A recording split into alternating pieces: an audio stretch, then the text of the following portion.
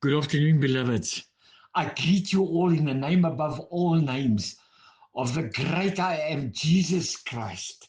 And today's theme is God's Word.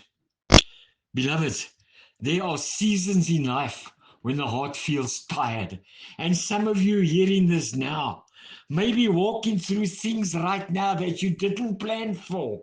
Maybe you are carrying burdens that no one else can see. Maybe prayers feel slow to be answered. Maybe life has taken a turn that left you confused, discouraged, or quietly wondering how everything will work out. Beloveds, if that is where you are today, I want to remind you of something steady and unshakable. God's word has never failed you. Scripture says, as written in Proverbs 30, verse 5, every word of God is pure. He is a shield unto them that put their trust in him. Beloveds, this verse carries a quiet but powerful promise. It does not say most of God's words prove pure and true. It does not say his promises are pure and true only when circumstances look favorable.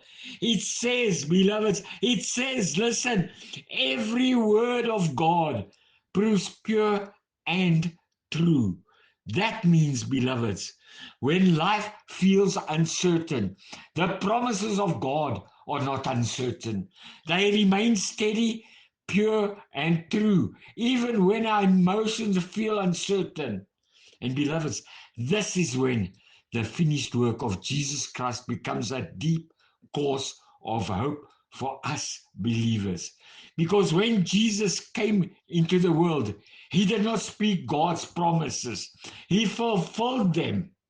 The cross was not an accident in history. It was the moment when God proved once and for all that his word can be trusted completely. Beloveds, for generations, God promised redemption, forgiveness, and restoration through the Messiah. When Jesus Christ went to the cross and rose again, those promises were fulfilled. The finished work of Jesus Christ became the ultimate evidence that every word of God proves pure and true. And that truth matters deeply for the seasons you are walking through right now. Excuse me. When life feels unstable, the enemy often tries to whisper that maybe God has forgotten you. Or maybe his promises are not meant for you after all. But, beloveds, the cross stands as a permanent answer to those doubts. If God kept his greatest promise through Jesus Christ, you can trust him with the rest of your story as well. In that verse in Proverbs, beloveds, it says that God becomes a shield to those who put their trust in him. A shield does not remove every battle from life, but it protects the person standing behind it. In the same way, beloveds, the finished work of Jesus Christ has become a place of refuge for us believers. Because of what Jesus Christ accomplished, you are not facing life alone. You are standing inside the grace that Jesus Christ secured. This means your hope is not fragile. Your hope does not depend on whether life feels smooth today or complicated tomorrow. Your hope rests in the character of a God whose word has already proven true and pure. Beloveds, even when circumstances look unclear, his promises remain steady. Even when the future feels uncertain or unfair, his faithfulness has not changed. Even when your heart feels tired, the grace secured through Jesus Christ is still holding you. So, beloveds, whatever you are walking through right now, do not lose hope. Every word God has spoken is trustworthy, and the cross has already proven it. And the same God who fulfilled his promises through our Lord Jesus Christ is still faithfully writing the rest of your story today.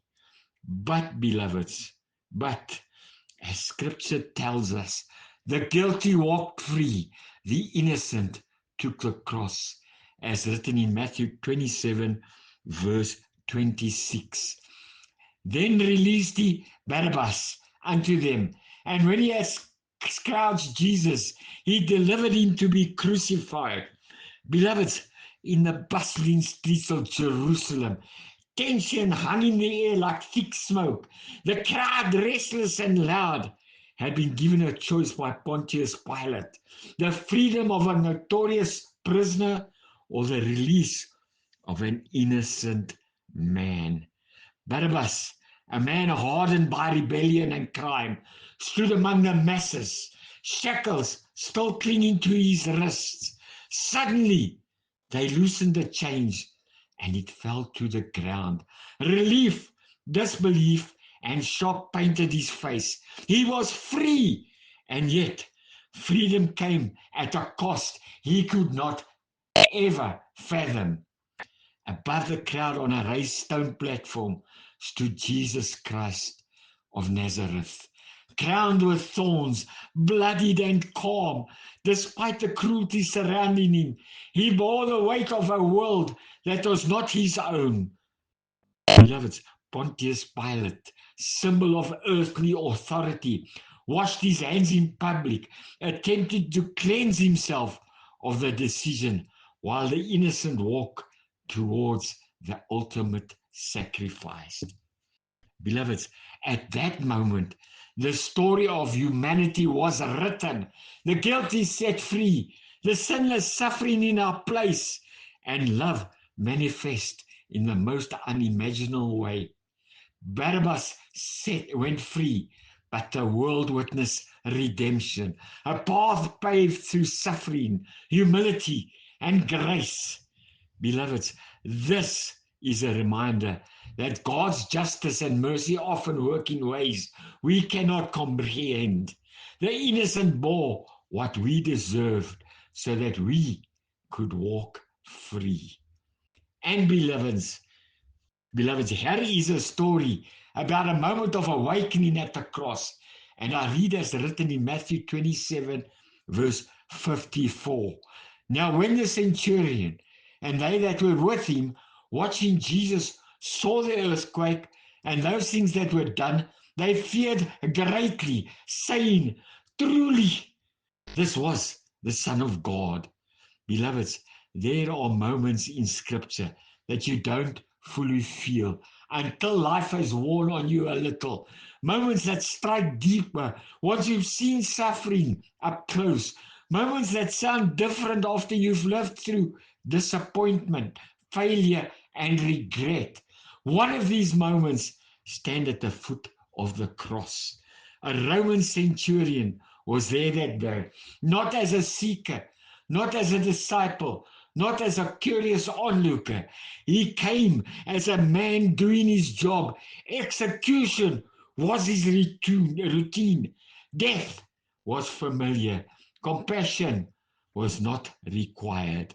This man was trained to be steady when others panicked, obedient when others hesitated, hardened where others broke. He had seen men curse their executioners, beg for mercy, spit hatred with their final breath. But this crucifixion was different. Darkness rolled across the sky in the middle of the day. The ground itself shook violently beneath their feet. Creation responded to what humanity was doing. And hanging in the center on a cross was a man who did not curse, did not threaten, did not rage. Instead, beloveds, there was mercy where there should have been venom, silence where there should have been screaming, authority without violence, innocence without self-defense. The centurion watched it all. He stood close enough to feel the weight of the moment, close enough to sense that this was not just another condemned man gasping for air. Something holy was happening, and it terrified him. Beloveds, Scripture tells us when Jesus Christ breathed his last breath, the earth shook and fear seized those standing nearby. And out of the mouth of a man who had come to enforce Rome's power came a confession no one expected. As he said, surely this was the Son of God. Not shouted from a pulpit, not rehearsed in a synagogue, but spoken in awe and fear and awakening. That confession didn't come from years of teaching. It came from witnessing truth under pressure. The centurion wasn't looking for truth that day. He was there to do his job. Yet somehow, standing beneath the cross, truth found him. By then, beloveds, most of Jesus' disciples were gone. Fear had driven them away. The crowds that once filled the streets with praise had disappeared into silence. And in that moment, it wasn't a follower or a believer who spoke up. It was a Roman officer, a man serving the very power that ordered the execution, who was the first to say what heaven itself was declaring. Grace does that, beloveds. Grace does that. It reaches when and where we don't expect it. It interrupts people who are not looking. It breaks through hearts armored by years of duty, sin, and survival. This soldier did not understand everything. He did not know about the empty tomb or the risen Christ, but something irreversible inside of him, as the way he saw Jesus Christ that day, changed forever. Beloveds, he came to the cross, overseeing death. He left the cross, confessing truth. And that's why the moment matters so deeply, because he didn't meet Jesus Christ in a clean chapel or quiet prayer moment either. Some of us encountered Jesus in chaos, in shame, in confusion, in the middle of things we didn't know how to fix. Some of us came to him exhausted, some angry, some numb, some guilty, some just doing what we had always done, until suddenly we saw him differently. We saw Jesus Christ differently, beloveds. The Roman centurion didn't clean himself up before speaking. He didn't have polished theology. He simply responded honestly to what he witnesses.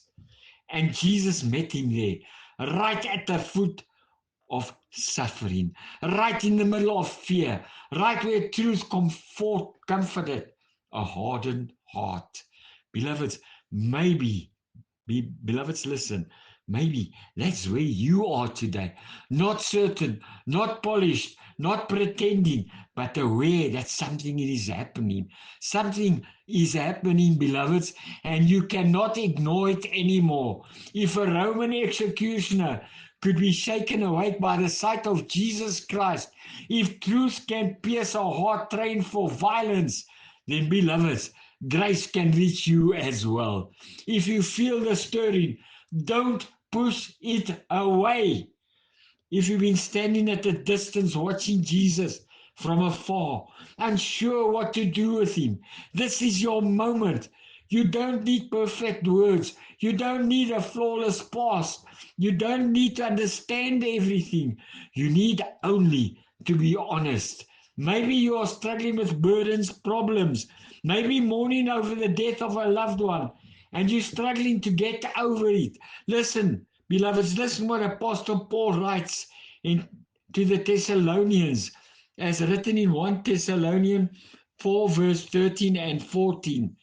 But I do not want you to be ignorant, brethren, concerning those who have fallen asleep, lest you sorrow as others who have no hope. For if we believe that Jesus Christ died and rose again, even so God will bring within those who sleep in Jesus. Beloveds, Apostle Paul, under the inspiration of the Holy Spirit, penned these words to the young Thessalonican church. The Thessalonian believers lived in a bustling port city under Roman rule, where adultery, emperor worship, and persecution pressed hard on the infant church. Socially, the believers wrestled with grief as some of their members had died, and they mourned to think if these would miss out on the glory of Jesus Christ's return. Religiously, Apostle Paul needed to clarify the truth that death for the believer is but a sleep, and resurrected hope in Jesus Christ is secure. Politically, loyalty to Jesus Christ put them at odds with Rome. Yet Apostle Paul explained these matters in detail to strengthen their faith, remove ignorance, and give them comfort over sorrow. Apostle Paul wrote to remind them that hope in Jesus Christ triumphs over the grave. Beloved, the call is for believers not to mourn hopelessly, but to hold fast to the blessed hope of resurrection. Beloveds, this passage shines with the glorious truth of Jesus Christ's soon return.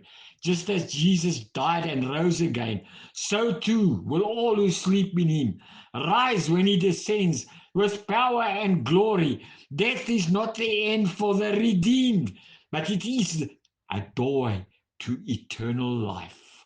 And when Jesus Christ returns, he will gather the faithful, both living and dead, will be resurrected to be with him forever. Beloveds, the appeal to you is simple yet eternal. Do not face death or life without Jesus Christ. Only in him is true comfort, everlasting hope, and victory beyond the grave. Choose Jesus Christ today. Walk with him daily and meet the trumpet sounds, and you will rise to meet him in the clouds of glory. Beloveds, surrender your heart to Jesus Christ now, so that when he returns, you may be among the redeemed who rejoice, and not among the lost who despair. Right now, beloveds, right now, listen to me, beloveds. I'm asking you right now, whisper your own confession with me, quiet or out loud. Whisper with me, beloveds. Listen, say it with me. Lord Jesus, surely I do believe you are the Son of God. I am a sinner and need forgiveness. I believe that Jesus Christ shed his precious blood and died for my sins. I am willing to turn from all sins, and I invite you, my Lord Jesus Christ, to come live in my heart and be my personal Savior. And all of this I ask, pray, and thank in your precious, powerful name, Jesus Christ. Thank you, Jesus Christ. Amen. And beloveds, I pray this prayer begins its work in you. Jesus Christ still meets people at the foot of the cross, still breaks hardened hearts, still reveals himself in moments no one expects. Today, beloveds, can be your awakening day too. Amen, beloveds. Amen. Accept Jesus Christ as your Savior, my beloveds. Please. And beloveds, I'm playing out with two beautiful songs. First titled, All to Jesus I Surrender. Beloved, second, beloved, surrender your whole heart to Jesus Christ today. Remember, beloveds, tomorrow is not guaranteed to nobody, and waiting could be too late. And the second song title is I Surrender All. Surrender, my beloveds. Surrender to Jesus Christ. Everything. Everything. All to Jesus I surrender. All to thee I freely give. I will ever love and trust you in your presence daily.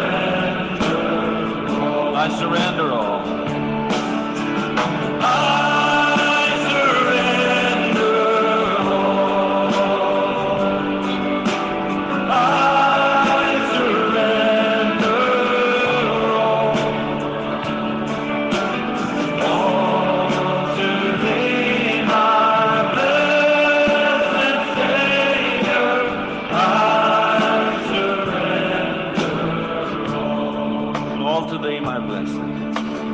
All to thee, my blessed Savior, I surrender all.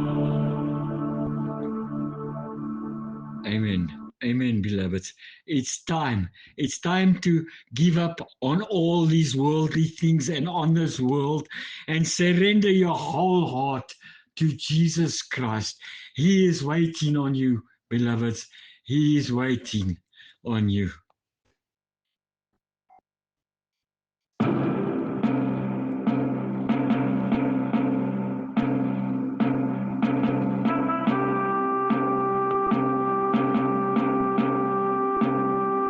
With every thought and every word, with every breath and all that I am, I want to love you as long as I live, for you are my God.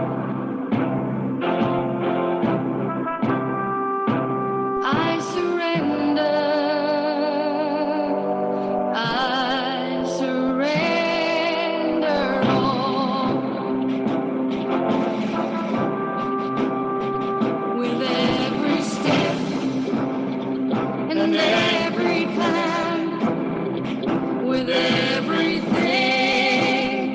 that's in my heart, I want to serve you as long as I live, for you are my King. I surrender. I surrender all.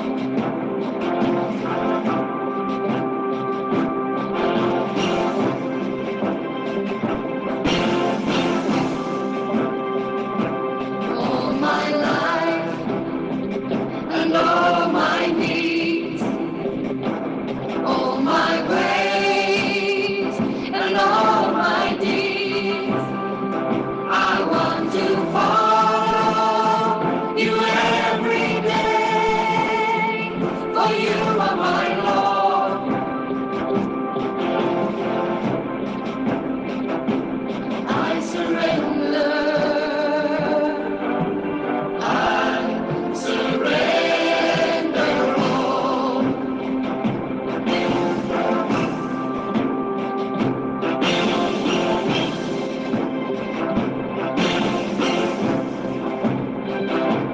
All my life and all my needs, all my ways and all my needs, I want to follow you every day, for you are my Lord.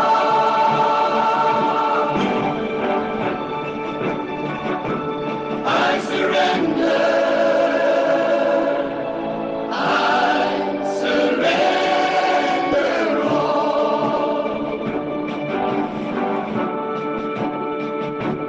I surrender. I surrender all.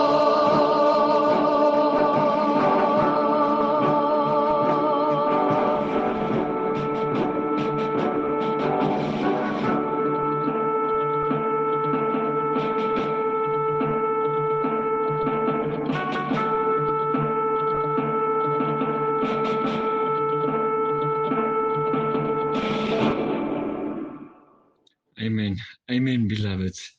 Amen. Beloveds, I pray you all see Jesus Christ the same way as the centurions saw him at the foot of the cross, not as the man Jesus Christ, but as your Savior Jesus Christ, and surrender all to him, beloveds. Beloveds, I pray you all a wonderful, wonderful, blessed day further and a blessed week further. Love you all. Be blessed.